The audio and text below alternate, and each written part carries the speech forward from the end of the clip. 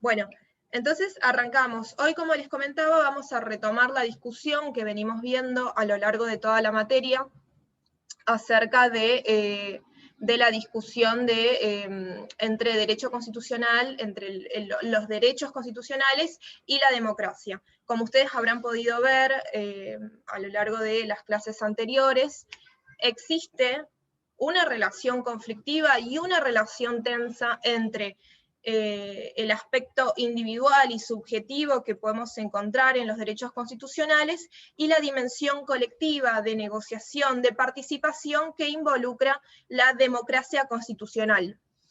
En esta línea, en este camino, hoy vamos a tratar el tema del control judicial de constitucionalidad, que está muy relacionado con esta discusión entre derechos y democracia, y cómo muchas veces se producen consecuencias a nivel institucional, ¿sí? Y podemos ver en su máxima expresión esta tensión entre estos dos elementos. Para empezar a repasar y refrescar un poco los conocimientos que vimos en la clase anterior con Patricio y a lo largo de las clases, me gustaría hacer una breve introducción y una breve reseña acerca de las principales características del control de constitucionalidad, para luego empezar a hablar sobre los orígenes, el fundamento de esta institución, y de esta forma poder problematizar y tratar algunas de las críticas que se han efectuado a lo largo de estos años, ¿sí? A través de la doctrina y a través de la literatura. Les pido por favor si pueden prender las cámaras, sería excelente. Bien, entonces, ¿cómo está consagrado en nuestra Constitución la supremacía constitucional argentina? El artículo 31 reconoce dos principios fundamentales. En primer lugar, la supremacía constitucional como carta fundamental, ¿sí? Como ordenador de todo nuestro sistema normativo, y establece las jerarquías de las fuentes de derecho, en las que, por supuesto, la Constitución y los tratados internacionales de derechos humanos, por el artículo 75, inciso 22, se encuentran en la parte superior de nuestra pirámide. ¿Cuáles son los mecanismos de la Constitución para regular o para mantener este principio de supremacía constitucional? En primer lugar, el artículo 30 va a consagrar un procedimiento rígido de reforma constitucional. El artículo 28 va a establecer que los derechos no pueden ser desnaturalizados por las leyes que reglamenten su ejercicio. El artículo 5 de la Constitución Nacional va a subordinar las constituciones provinciales a nuestra Constitución Nacional. Y finalmente el artículo 27 va a establecer las jerarquías, ¿sí? Y va a introducir los tratados internacionales en nuestro orden jurídico. Bien, ¿cómo vamos a hacer o cómo es el mecanismo institucional para controlar el ejercicio de esta supremacía constitucional? La piedra angular de este control de constitucionalidad, de este principio de supremacía constitucional, va a ser el control judicial de constitucionalidad, que es el procedimiento que ha sido diseñado para hacerlo efectivo. Les pido por favor que si tienen alguna duda o alguna consulta, me paren, ¿sí? Si voy muy rápido o lo que necesiten, ¿sí? Podemos pararnos y ver en más detalle la duda que tengan, ¿sí? Bien, como les venía diciendo, como les venía contando, el control judicial de constitucionalidad en Argentina hasta el año 1994 no tuvo ninguna consagración normativa, sino que fue establecido por la Ley 27 y la Ley 48, que establece la organización del Poder Judicial de la Nación, y la jurisprudencia que proviene del caso Marbury versus Madison, que en esta clase vamos a ver en mayor detalle, y que fue dictada por la Corte Suprema de Justicia en los casos Sojo y consolidada posteriormente en el caso del Ortondo, que son de lectura obligatoria para esta unidad y espero que lo hayan leído. En base a esta lectura del artículo 31 de la Constitución, la Corte Suprema, y en base al precedente norteamericano, que como ustedes sabrán, la Constitución estadounidense y todo ese constitucionalismo que abreva de esa fuente es fundamental para nuestra propia, y es una fuente de inspiración para nuestra propia Constitución Nacional. Desde Marbury versus Madison, más el artículo 31, la Corte lo que hace en el caso Sojo, para introducir el control judicial de constitucionalidad en nuestro país, es realizar una especie de razonamiento silogístico. Si la Constitución Nacional es la ley suprema de nuestro país, y si al Poder Judicial le corresponde aplicar las leyes dictadas en nuestro país, entonces cae de maduro, según la Corte, que el Poder Judicial va a ser el responsable de anular una ley contraria a la Constitución Nacional. Serán los jueces los responsables, ¿sí?, de restablecer el orden y la supremacía que ha sido violado, que ha sido afectado por esta norma que lo contradice. ¿Cuáles son las características que va a tener el control judicial de constitucionalidad en nuestro país? En primer lugar, es judicial, ¿sí? Esto significa que va a estar a manos y a cargo solamente del Poder Judicial. Es difuso, esa es la segunda característica. Tenemos un control judicial de constitucionalidad difuso, y esto significa que el control puede ser efectuado por cualquier juez del Poder Judicial, no importa su fuero, no importa su jerarquía, está y es competente para realizar el control judicial de constitucionalidad. Así que tanto como lo realiza el juez de la Cámara Nacional de Apelaciones, tanto el juez del Juzgado de Paz de Chivilcoy, van a ser competentes para efectuar, ¿sí?, este control judicial de constitucionalidad. En tercer lugar, el control va a tener efectos interpartes, es decir, que los efectos de la decisión, de la sentencia, de la decisión tomada por el juez, van a estar, ¿sí?, aplicados a las partes que plantearon el conflicto, a las partes que intervienen en esa situación de controversia, ¿sí? En el caso de los procesos comunes, los procesos ordinarios, van a ser los efectos entre el demandado y el demandante, y en el caso de los procesos colectivos, como vamos a ver más adelante en las clases, en la materia, estos efectos van a ser aplicados a una multiplicidad de sujetos, o va a tener efectos erga omnes en el caso de que se trate de bienes colectivos, ¿sí? Yo sé que esto ya lo vieron en clases anteriores, pero siempre conviene tenerlo muy fresco y muy claro, porque es uno de los principales elementos que van a necesitar para resolver los casos prácticos que van a tener a lo largo de la materia. Conocer todo y conocer bien el funcionamiento del control judicial de constitucionalidad. Bien, después, otra de las características es que este control judicial, y que ahí está un poco más relacionado con la discusión que vamos a tener el día de hoy, el control judicial de constitucionalidad se efectúa en un caso judicial, y para que exista un caso judicial tiene que existir un perjuicio concreto, un perjuicio actual, derivado de la aplicación de una ley. Tiene que haber una persona que haya estado afectada, que haya visto vulnerado algún derecho, ¿sí?, por la aplicación de una ley. Y esta afectación tiene que ser actual, tiene que ser concreta, no puede ser abstracta, es decir, que no puede haber devenido por las causas del proceso, no puede haber devenido en abstracto, es decir, que tiene que continuar existiendo al momento en que el tribunal va a tomar la decisión, ¿sí?, de declarar la inconstitucionalidad.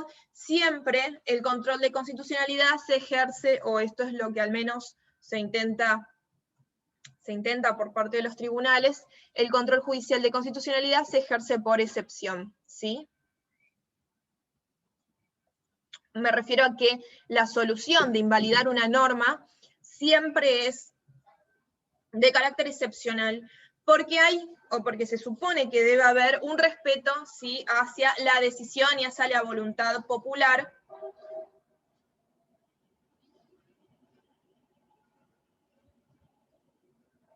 que ha, ¿sí?, establecido, que ha declarado a través de sus representantes una ley, una determinada ley, ¿sí?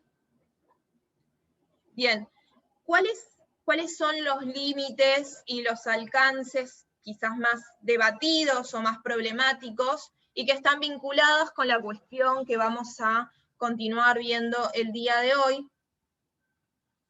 En primer lugar, tenemos el control, ¿sí?, de constitucionalidad de oficio que puede efectuar la Corte, ¿sí?, o que puede efectuar cualquier tribunal, aunque no haya sido planteado por las partes que se disputan en determinado proceso judicial. Esto, como ustedes podrán ver, tiene una relación complicada o tiene un cierto... Nos resulta un poco raro, si se quiere, o nos inquieta un poco, teniendo en cuenta que en este caso, según los críticos del control judicial de oficio, puede existir, ¿sí?, una superposición del Poder Judicial por sobre el Poder Legislativo, ¿sí? Es complejo porque viola, como les decía, la división de poderes, viola la presunción de validez de los actos de la administración necesarios para nuestra práctica social del derecho.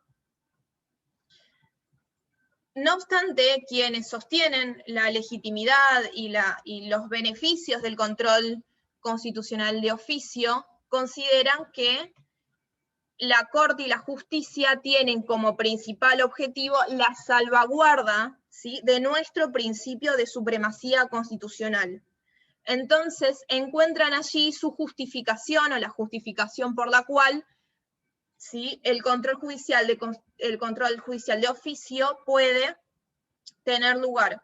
La Corte Suprema y la jurisprudencia no ha sido pacífica, así como tampoco la doctrina al respecto. El último caso, Rodríguez Pereira, del año 2012, da, ¿sí?, por válido el control judicial, ¿sí?, de oficio. Bien, ¿cuál es el otro problema o cuál es el otro límite o alcance que vamos a ver y que integre, que forma parte de esta discusión? Es la doctrina de las cuestiones políticas no justiciables. ¿Qué son las cuestiones políticas no justiciables? ¿Hasta dónde puede el Poder Judicial intervenir por sobre el poder político, por sobre temas reservados al poder político, sobre temas reservados a los conocimientos del Poder Ejecutivo, del Poder Legislativo? Esa es la pregunta, y que aún no tiene una respuesta certera, y la jurisprudencia es muy cambiante alrededor del tema de las cuestiones políticas no justiciables. Alberto Bianchi dice que podemos identificar a las cuestiones políticas no justiciables como aquellas decisiones que toman los poderes políticos en base a una apreciación específica de la realidad, ¿sí? La primera vez que un tribunal declaró una cuestión política no justiciable fue la Corte en el caso Marbury versus Madison, y que fue trasladado a nuestro país en el caso Puyem versus Lerena, sobre la intervención federal a una provincia. Bien, luego de esta pequeña introducción y este pequeño repaso, ¿sí?, sobre los conceptos más importantes y los temas más álgidos del control judicial de constitucionalidad, vamos a ver cuáles son los fundamentos, cuál es el origen, por qué existe este control de estas características, y cuál fue el problema que en una primera instancia se intentó solucionar introduciendo el control judicial de constitucionalidad. En primer lugar, vale la pena, como ustedes sabrán, hacer una pequeña reconstrucción histórica, ¿sí?, una muy breve reconstrucción histórica acerca de la situación, ¿sí?, de Estados Unidos. Como ustedes saben, Estados Unidos el constitucionalismo norteamericano es una de las fuentes de nuestra Constitución, y podemos encontrar allí el origen y podemos buscar ahí los fundamentos de por qué existe este control y esta institución. ¿Hasta acá más o menos todo claro? ¿Alguna duda? Bien, bueno, voy a continuar. Una preguntita, sí, perdón. Sí. Cuando dijiste las características del control judicial de constitucionalidad, dijiste, bueno, que es judicial, que es difuso, que se efectúa en un caso concreto, y dijiste uno más que no llegué a escuchar, o en realidad no llegué a notar. Que tiene efectos interpartes, ¿sí?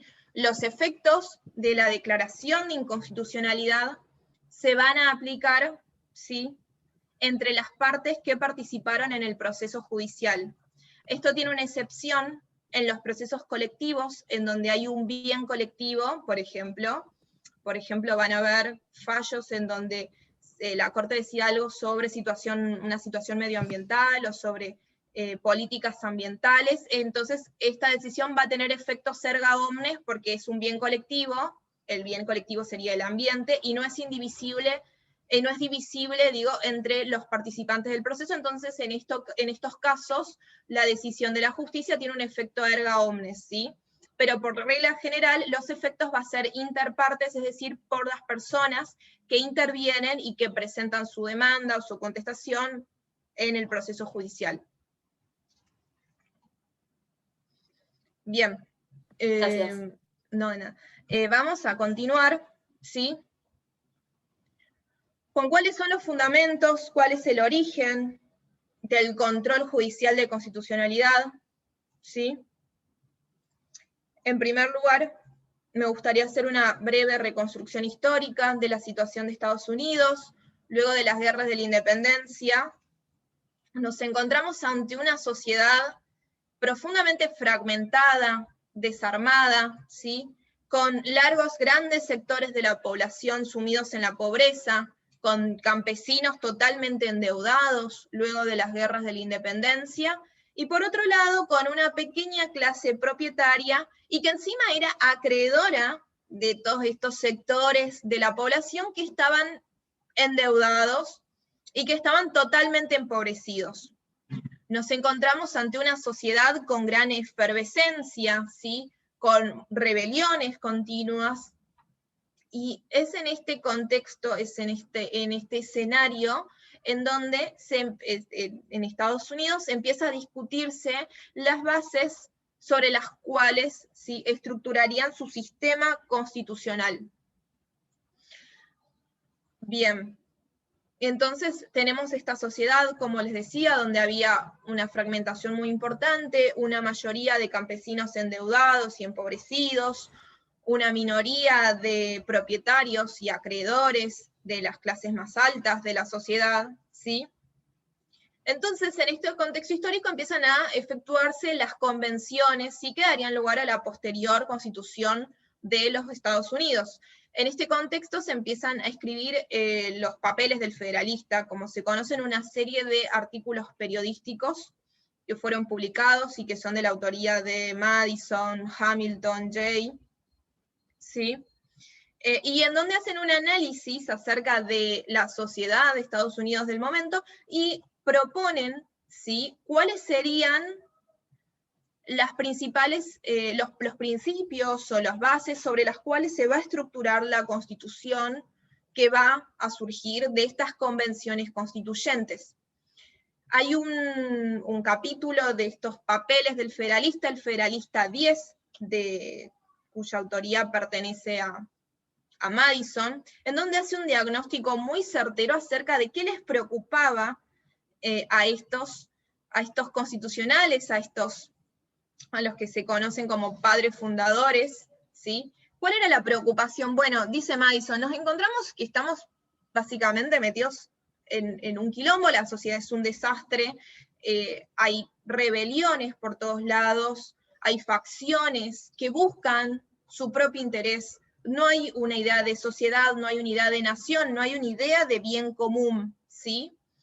Madison, mirando el ejemplo francés y mirando la situación, ¿sí?, en cómo empezaban a estructurarse todos los estados modernos, piensa piensa con preocupación acerca del peligro de la dictadura de las mayorías. Ese es el principal temor que va a manifestar James Madison y el resto de los federalistas en estos artículos. El temor a la dictadura de las mayorías, el temor a que las mayorías sí se rebelen contra esa minoría acreedora y propietaria, ¿sí? Y acá Madison habla mucho de mayorías y de minorías. Yo les pido que este concepto de minoría no lo entendamos como lo entendemos de forma contemporánea, ¿sí? Minorías ahora está referido a otro tipo de grupos desaventajados. En ese momento las minorías, ¿sí?, estaban compuestas por las minorías propietarias, que estaban indefensas en este momento, en donde no había ningún Estado, no había ninguna nación que las protegiese, y estaban indefensas ante el furor de esta mayoría empobrecida, inculta, campesina, ¿sí? Entonces Madison va a hacer un análisis antropológico y va a escribir una concepción antropológica acerca de cómo él considera que es el hombre y cómo considera que se debe construir una nación en base a este sujeto político que es el hombre en la concepción de Madison, y él considera que los humanos, los hombres, son autointeresados, son egoístas, solamente se fijan en lo que puede proveer a su propio provecho, son facciosos, es decir, que van a integrar grupos que estén conducidos a obtener su propio beneficio, ¿sí?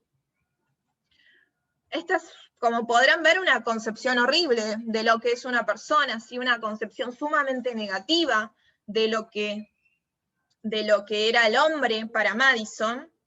Dice Madison que que estas características son naturales del ser humano. El ser humano es así, es egoísta, es básicamente una porquería, ¿sí? El ser humano no tiene noción de bien común, solamente va a intentar beneficiarse a sí mismo. Entonces dice Madison, como no podemos eliminar esto que ya es natural del ser humano, vamos a establecer un sistema institucional destinado a reducir esos efectos de la condición humana de egoísmo, de la condición humana de autointerés, de la condición de las facciones, porque ese también era su temor, que los grupos de personas se organizaran en facciones violentas, que no contribuyeran al interés general de la nación, ¿sí? Entonces, a partir de esta concepción, James Madison va a estructurar la propuesta, ¿sí?, de los federalistas que compartían toda esta visión del ser humano, van a estructurar la propuesta institucional, ¿sí?, a partir de la cual se van a sentar las bases del constitucionalismo moderno y del cual va a provenir gran parte de nuestra organización, y van a estructurar un sistema de frenos y contrapesos, poderes que se controlen entre sí, basados en la división republicana, poderes que se controlen entre sí para morigerar, para disminuir los efectos de esta condición de autointerés que tenían los seres humanos según Madison. Y uno de los principales, elementos de este sistema institucional va a ser el control judicial de constitucionalidad. Alexander Hamilton, otros de los federalistas, ¿sí?, en el Federalista 78, va a proponer, ¿sí?, y va a defender el control judicial de constitucionalidad.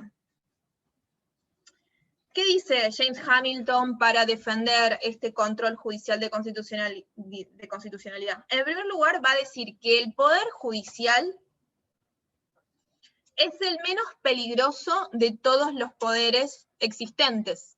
No tiene ni la espada, como el poder ejecutivo, que puede controlar el sistema militar, no tiene ni la espada, no tiene la fuerza, ni tiene la bolsa, ni tiene la economía, ni tiene la riqueza, ¿sí? El poder judicial solo tiene su discernimiento. Y esto, por supuesto que no va a estar, pero el Poder Judicial va a estar, en la práctica, va a estar constituido y se lo va a pensar como una institución de élite que concentre ¿sí?, a representantes de los sectores mejor posicionados, ¿sí?, de la sociedad, de los sectores propietarios. ¿Por qué? Porque consideraban que de esa forma este Poder Judicial de élite iba a defender a las minorías propietarias que, como les comenté, estaban en una situación de desventaja, teniendo a grandes mayorías de la población completamente endeudadas y con ganas de matarlos, por supuesto. Entonces, esta minoría acreedora y propietaria iba a ser beneficiada por este Poder Judicial que en el pensamiento de los federalistas iba a ser la salvaguarda, ¿sí?, de la Constitución, la salvaguarda de la organización, porque al estar de forma independiente y separado de las pasiones populares, iban a tener un mejor discernimiento para atender al bien común, ¿sí? No iban a ser como el común del pueblo autointeresado, no iban a ser como las legislaturas que respondían a esos intereses, sino que o respondían a la sucia política, porque hay una concepción muy sucia, muy negativa de la política y de todo ese ejercicio, ¿sí? Entonces, estos sujetos, este grupo de personas de cuello blanco, ¿sí?, iban a ser quienes iban a salvaguardar, quienes iban a atender al bien común de la nación. Como por supuesto, estas declaraciones y esta propuesta en las convenciones llama poderosamente la atención, ¿sí?, a todos los convencionales. Pero ¿cómo puede ser, si estamos pensando en un sistema democrático, en un sistema republicano, que exista un grupo privilegiado, un grupo de élite, un grupo separado de la sociedad? Entonces Hamilton va a ensayar en el Federalista 78 una defensa al control judicial de constitucionalidad, y va a decir que el hecho de que el Poder Judicial pueda anular una ley dictada por el Poder Legislativo no significa que esté por encima de ese poder, sino que va a reafirmar el poder de la soberanía popular. ¿Por qué? Porque en la Constitución estaba la voluntad del pueblo, en la Constitución va a estar la soberanía popular, ¿sí? Realmente la voluntad del pueblo, no una ley que fue decidida al tuntún en el marco de discusiones políticas de sujetos autointeresados, ¿sí? Esta discusión política de la cual va a surgir una ley no puede superar a la Constitución, que es la expresión de la voluntad, porque en el momento de creación constitucional se reconoce que hay un momento único, peculiar, para sentar las bases de lo que será la organización institucional de un país. Hay un momento sumamente peculiar, dicen los defensores del control judicial de constitución, especial en una sociedad, que no puede ser deslegitimado, que no puede ser anulado, que no puede ser superado por una ley negociada en el marco de la política sucia, porque eso también es, que si bien nunca estuvo explícito, es una concepción que para mí, o que de lo que yo entiendo personalmente, existe muy subrepticiamente en todas estas defensas y al control judicial de constitucionalidad. Bien, entonces, para retomar y dar una síntesis, Hamilton lo que dice es que la Constitución va a ser el documento que va a reflejar la voluntad del pueblo. Entonces, los jueces, ¿sí?, este grupo privilegiado, por su condición propietaria, por su condición de estar alejados de este campesinado sucio, va a reflejar fielmente la Constitución va a poder elegir, va a poder decidir de forma independiente, va a poder discernir, no va a estar influenciado por los movimientos y las negociaciones de las políticas. ¿Sí? Bien. Estos jueces, para darle esta protección, para darle este estatus al Poder Judicial, lo que va a hacer Hamilton y los convencionales constituyentes es proponer que estos jueces sean inamovibles de sus cargos y que solamente en casos de mala conducta, que no estén sujetos a los movimientos de un partido político, que no respondan a intereses políticos, ¿sí? Entonces estos jueces conservarían los cargos mientras dure su buena conducta con su garantía de inamovilidad, ¿sí?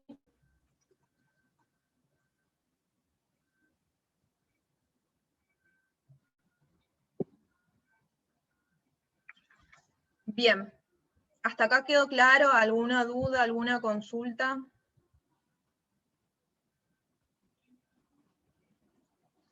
Bien, bueno, entonces, como pueden ver, hay una consideración especial acerca de este poder judicial, ¿sí?, por parte de los federalistas. Bien, ¿qué ocurre y cómo se incorpora o cómo se consagra este poder de control de constitucionalidad? Lo vamos a encontrar en el caso Marbury versus Madison, ¿sí? ¿Quién me quiere contar los hechos de Marbury versus Madison? Bueno, los voy a explicar brevemente, es un texto que lo tienen que leer, es importantísimo, va de cajón, ¿sí?, el razonamiento que hace la Corte de Estados Unidos, ya que es la primera vez que se consagró esta institución del control judicial de constitucionalidad, y es un fallo, lo que se denomina leading case, ¿sí?, en este sentido. Y es una de las sentencias más importantes que existen, y es muy interesante ver cómo el nacimiento del control judicial de constitucionalidad, por supuesto que es un hecho político, y por supuesto que va a nacer, ¿sí?, de una estrategia política que fue decidida por el juez Marshall. Bien, vamos a tener en el caso Marbury versus Madison, ¿sí?, tres figuras. En primer lugar vamos a tener a Marbury, a Madison, ¿sí?, que es el secretario de Estado en ese momento, al juez Marshall, que va a ser el juez de la Corte Suprema, y vamos a ver cómo se desenvuelve el caso en estas tres personas. Corría el año 1801, los federalistas no habían cumplido con su objetivo de otorgar a la Corte Suprema de Estados Unidos la legitimidad que habían requerido, o que habían querido que tenga en el federalista. Era el momento, sí, para la Corte Suprema de Estados Unidos, de un desafío importantísimo de construir legitimidad, de construir respeto, ya que como había diagnosticado correctamente Hamilton en el federalista, el Poder Judicial era el más débil, en definitiva, ¿sí? Si bien estaba integrado por las personas más ricas y más notables de la sociedad, pero no tenía ni la espada, no tenía ni el dinero, no tenía nada, solamente el discernimiento. Entonces, era como un poder, ¿sí?, que no tiene el poder que hoy tiene para nosotros, contemporáneamente, la Corte Suprema de Justicia. Y es ahí, ¿sí?, en el control judicial de constitucionalidad, que la Corte Suprema de Estados Unidos, en ese movimiento que para mí es magistral, que para mí es, nada, lo sigo leyendo y me impresiona, me maravilla, es el momento en donde la Corte consolida todo su poder. Corrió el año 1801, como les decía, el presidente Adams del Partido Federalista estaba dejando el poder, ya que había perdido contra, ¿sí?, los republicanos. Entonces, Adams, la última noche de ejercicio de su poder, hace algo que hasta el día de hoy sigue sucediendo, que es muy gracioso, totalmente aplicable al día de hoy. En la última noche manda a designar 18, creo que 18 era el número, jueces de paz para Estados Unidos. ¿Sí? La última noche de su mandato. Entonces, uno de esos jueces de paz, era Marbury, quien va a iniciar este proceso judicial, seguramente sin conocer las consecuencias que iba a tener este caso. Entonces, Adams manda las designaciones, ¿sí? En ese momento, para consolidar las designaciones de los jueces, era necesario que estas designaciones sean debidamente notificadas y firmadas por el secretario de Estado. Como les digo, estos jueces, este grupo de 18 jueces de paz, conocidos como los jueces de la medianoche en Estados Unidos, ¿sí? Fueron designados en la última noche del presidente Adams, y por supuesto al otro día entraba la administración de Jefferson y no hubo tiempo para que el secretario de Estado de Adams consolide, ¿sí? Y firme los nombramientos, y de esta forma de fuerza de validez a las designaciones. Por supuesto que el secretario de Estado que entra con el gobierno de Jefferson dice, no, ni loco, voy a firmar estas designaciones que tenía sobre la mesa y que pertenecían al partido de Adams, ¿sí? Por lo tanto, esos jueces de paz, ¿sí? o esos que pretendían ser jueces de paz, no obtuvieron la consolidación de su nombramiento y quedaron medio en un limbo. Marbury consideraba que Marbury y otros jueces presentan, a través de un recurso que se encontraba en la Judiciary Act, una ley que establecía la competencia de la Corte Suprema de Justicia de los Estados Unidos, pide a la Corte que se efectivice su nombramiento porque Marbury y estos jueces consideraban que tenían un derecho adquirido por el nombramiento y que la administración entrante los debería aceptar, ¿sí? Bien, el juez Marshall, ¿sí? El juez de la Corte Suprema, recibe esta solicitud efectuada por estos jueces y dice, la verdad es que Marshall, un poquito de contexto, Marshall era del partido del juez Adams, ¿sí? Era del partido federalista, o sea, le convenía, ¿sí? Ponerse en el lugar de los jueces que estaban disputando este nombramiento. Pero no, ¿qué hace el juez Marshall en una movida que es magistral? El juez Marshall dice, la verdad muchachos, lo lamento, yo considero que ustedes tienen el derecho de ser nombrados, ¿sí? Que es un derecho que les asiste, que es un derecho que les corresponde, pero lamentablemente no va a poder suceder, no voy a poder ordenar que se haga su nombramiento porque en la Judiciary Act por apelación, y ustedes presentaron esta demanda, ¿sí? En base a la Judiciary Act,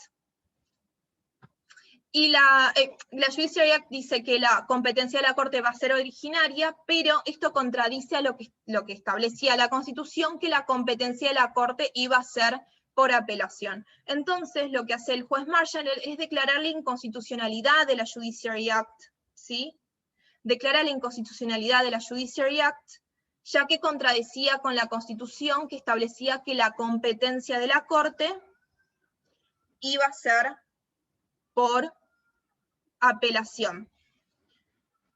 Y a través de declararse incompetente en este caso, a través de perder esta disputa política que lo beneficiaba personalmente porque él era del Partido Federalista y le convenía que los federalistas tengan más jueces de paz, pero Marshall decide apartarse de la discusión, declararse incompetente y declarar la inconstitucionalidad de la Judiciary Act para generar un poder muchísimo mayor que va a continuar repercutiendo hasta el día de hoy, ¿sí? Entonces, este caso, Marbury lo pierden los federalistas, y Marshall, ¿sí? Se queda con un poder inmenso otorgado por esta declaración de inconstitucionalidad, ¿sí? Dictada en el marco de este proceso. Entonces, la Judiciary Act va a quedar invalidada en tanto le otorgaba una competencia originaria a la Corte Suprema, va a quedar invalidada porque contradecía la Constitución que le otorgaba a la Corte Suprema una competencia por apelación. Esta movida magistral le arroga a la Corte Suprema muchísimo poder, porque es la primera aplicación, la primera vez que se hace realidad la propuesta del control judicial de constitucionalidad. Piensen que la Corte, y les pido que reflexionen y que sean conscientes que la Corte recoge muchísimo poder, ¿sí? El poder incluso de decidir por encima de una ley que tiene una legitimidad democrática y que fue decidida por los representantes, ¿sí?, del poder legislativo, por los representantes del pueblo. Bien. Esto es el caso Marbury versus Madison, que en Argentina tuvo su versión nacional en el caso Sojo, ¿sí?, que tienen que leer para esta unidad. Ahí también la Corte se declara incompetente, declarando la inconstitucionalidad de una ley que le atribuía competencia, porque esta ley que le atribuía competencia contradecía lo que establecía la Constitución. Candela, hay que leer el caso Sojo, el caso Marbury, que deberían haberlo leído antes de esta clase, pero bueno, el caso Sojo, el caso Marbury y el caso Lortondo, ¿sí?, que está en el drive, en la bibliografía de la clase 4. De nada.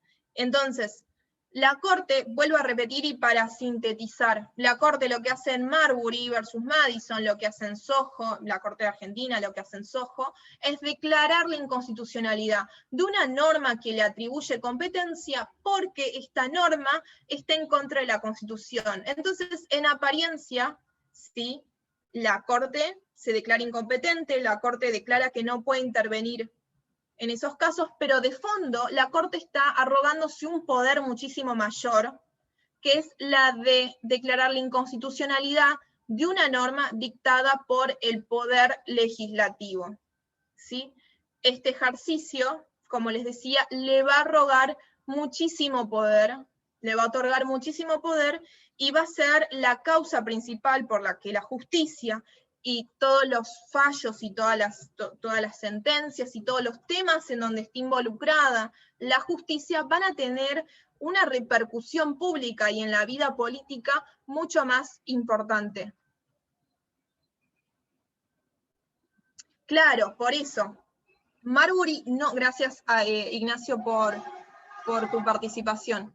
El problema fue, tal como decís, que Marbury no agotó las instancias anteriores porque fue de forma originaria la Corte, tal como decía la Judiciary Act, ¿sí? La Constitución decía, tal como referís Ignacio, que la competencia de la Corte sería por apelación. Marbury decidió ir directamente a la Corte, lo que decía la Judiciary Act, que le atribuía competencia originaria. Pero según la Corte, según el juez Marshall, esta competencia por apelación que establece la Constitución Nacional, ¿sí? ¿Se escuchó ahí? Tengo una conexión medio inestable, dice el Zoom. Bueno, hasta ahí quedó claro más o menos los fundamentos, la creación, la consolidación de ese Instituto de Control Judicial de Constitucionalidad. Buen día, te hago una consulta. Sí. O sea que en este caso fue un problema de formas, no de fondo. Exacto. O sea, en vez de agotar las instancias inferiores hasta la Corte, fue directamente a la Corte a pesar de ser un juez. Exacto, exacto. Ignacio, ¿me hablas? Perdón, no puedo ver quién me está hablando.